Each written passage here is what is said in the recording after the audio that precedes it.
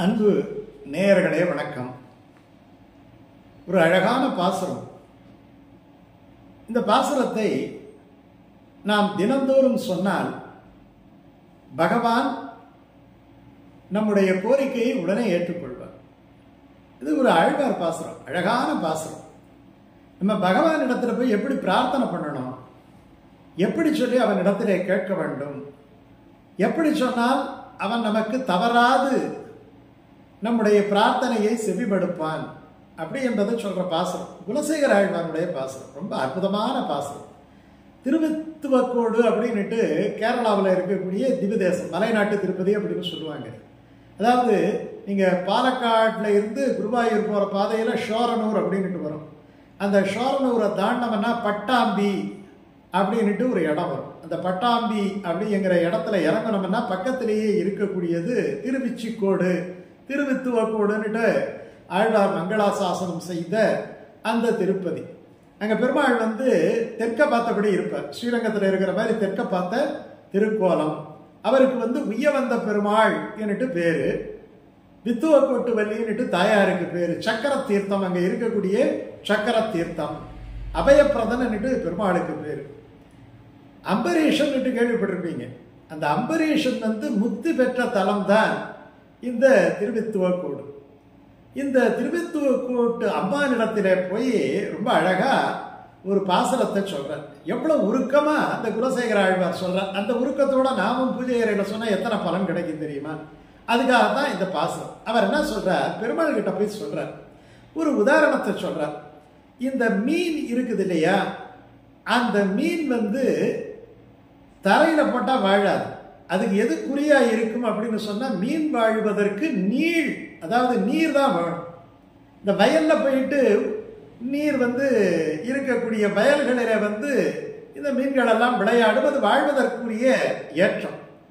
அப்படி அந்த மீன்கள் எல்லாம் விளையாடுகின்ற வயல்கள் சூழ்ந்த வித்துவக்கோட்டு அம்மானே, எனக்கு தாயை போன்றவனே, நான் உன்னிடத்துல கேட்டாலும் நீ உன்னுடைய கண் பார்வையை மீன் எப்படி நீர்வளத்தை நோக்குமோ அதுபோல் என் பக்கம் உன்னுடைய பார்வை திரும்பவில்லை. பகவான் கிட்ட போய் சொல்றாரு, நான் என்ன சொன்னாலும் கேட்டுக்காத மாதிரி நீ இருக்கிறியே, நீ கேட்டுக்காம இருந்தாலும் பரவாயில்லை, உனக்கு விட்டா வேற கதி கிடையாது. நீ கேட்டாலும் சரி, நீ கேட்காட்டி போனாலும் சரி, உன்கிட்டதான் நிற்பேன் அப்படின்னுட்டு.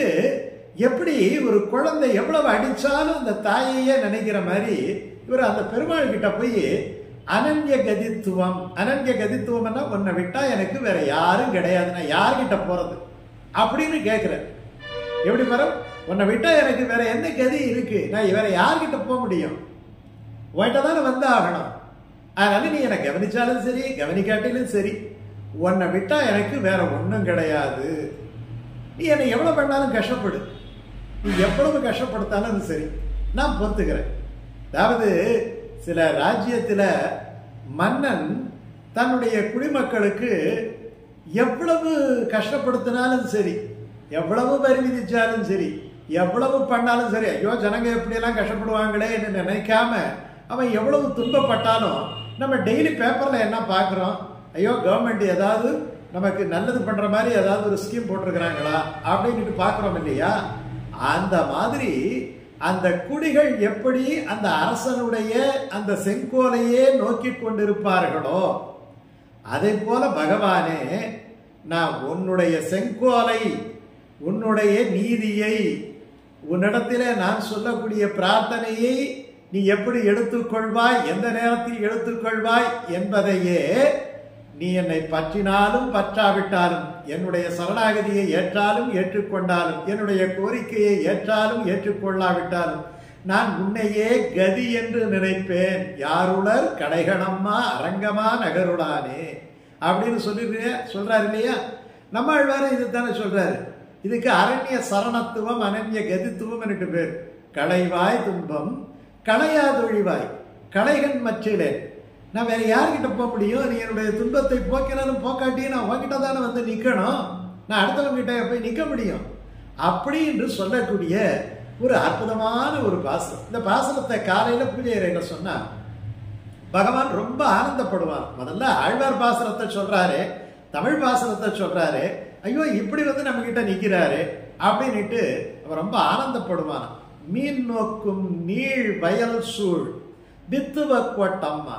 நல்லா பாருங்க, மீன் நோக்கும் நீள் வயல் சூழ் வித்துவ கோட்டம்மா.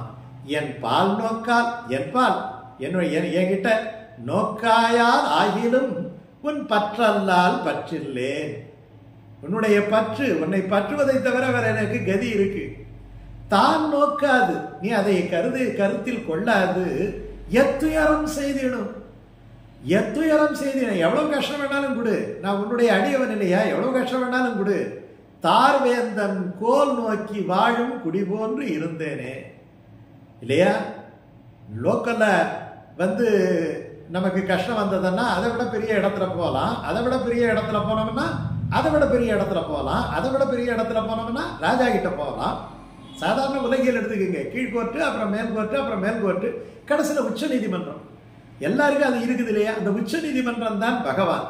கோல் நோக்கி வாழும் குடி போன்று இருந்தேனே. நீயே கையை விட்டுட்டா நான் வேற யார்கிட்ட போக முடியும். அதனால யார் கைவிட்டாலும் நீ கைவிட மாட்டாய். உன்னுடைய நீதி எனக்கு கிடைக்கும். என்னுடைய கோரிக்கையை நீ பரிசீலித்து ஏற்றுக்கொள்வாய். ஆராய்ந்தருள், ஆராய்ந்தருள். ஏன்னா நம்ம கண்ணா பின்னான்னு போய் கேட்டுடுவோம். அதனால இது இவனுக்கு தேவையா, கொடுக்கலாமா, கொடுக்க கூடாதா அப்படின்னுட்டு நீ ஆராய்ச்சி பண்ணி அருள்வாய். அதுவரை நான் பொறுத்திருக்கிறேன். எனக்கு வேற கதி கிடையாது. அவசரப்பட்டு நான் வேற யார்கிட்டையும் போயிட மாட்டேன். அப்படி என்று பிரார்த்தனை செய்யக்கூடிய ஒரு அற்புதமான பாடல்.